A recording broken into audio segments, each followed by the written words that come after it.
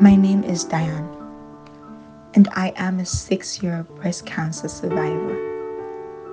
My story began November 2011 when I felt a slight burning sensation in my right breast.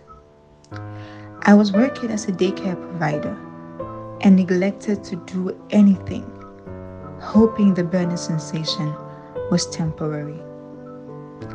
On New Year's Eve 2011, the pain was so severe that I scheduled a mammogram the first week of 2012. A few days after, I received a letter telling me to return for a second test. A few days more passed, and I received a letter telling me that there were suspicious findings on my film that needed further testing. My previous mammogram had been in October 2011. What could possibly be wrong? I had nowhere to turn. I did not know what to do because the place that did the mammogram only told me to ask my primary care doctor. At that time, I did not have a primary doctor. I called my older sister and she told me to go to a gynecologist. I explained the situation to the gynecologist and he immediately found a doctor to give me a biopsy. I was so frightened, not knowing what to expect, still hoping that there was a mistake on my films. The following day, I received a call from my gynecologist asking me to come back. 2 doctors spoke to me. "I am sorry, you have breast cancer," they said. Here came the tears. The doctors left the room and gave me time to cry alone, as I felt as nothing else was ever going to be the same. The next day, I was scheduled for an MRI, which confirmed the breast cancer. I went home and told my 2 sisters and my mom. I then met with a breast surgeon who scheduled me for a PET scan, Muga scan, chest x-ray, bone scan, blood test, and oh yes, more painful biopsies. My test results show that I had stage 2 estrogen positive breast cancer. In late February, I had a lumpectomy on my right breast. It took me about 3 weeks to recuperate, and I developed an infection.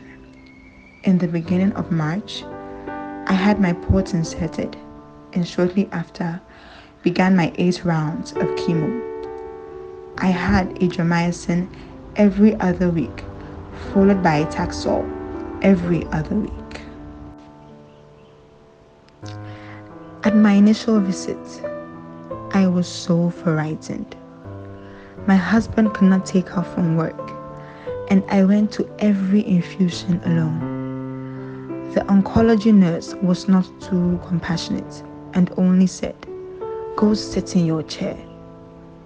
Tears filled my eyes and I trembled. No one told me that my first urination after chemo would be red.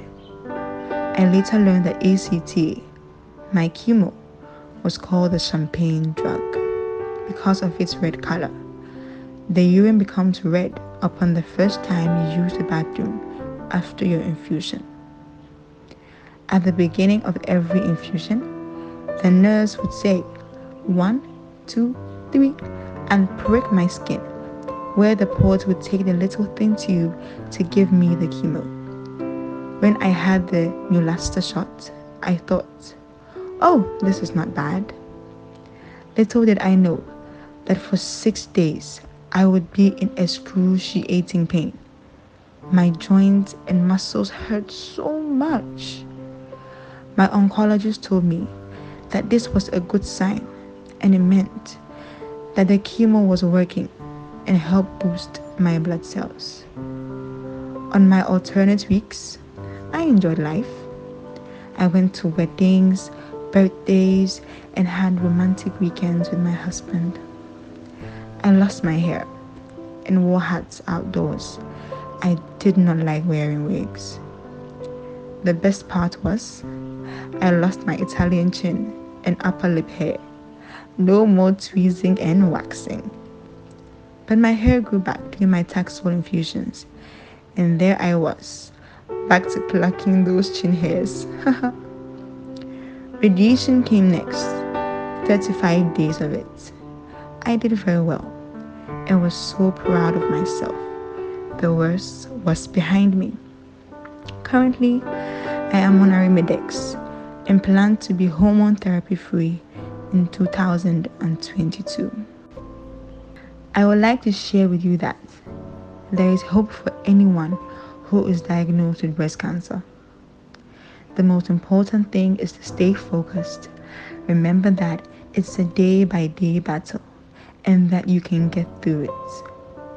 I am confident you surely survive breast cancer.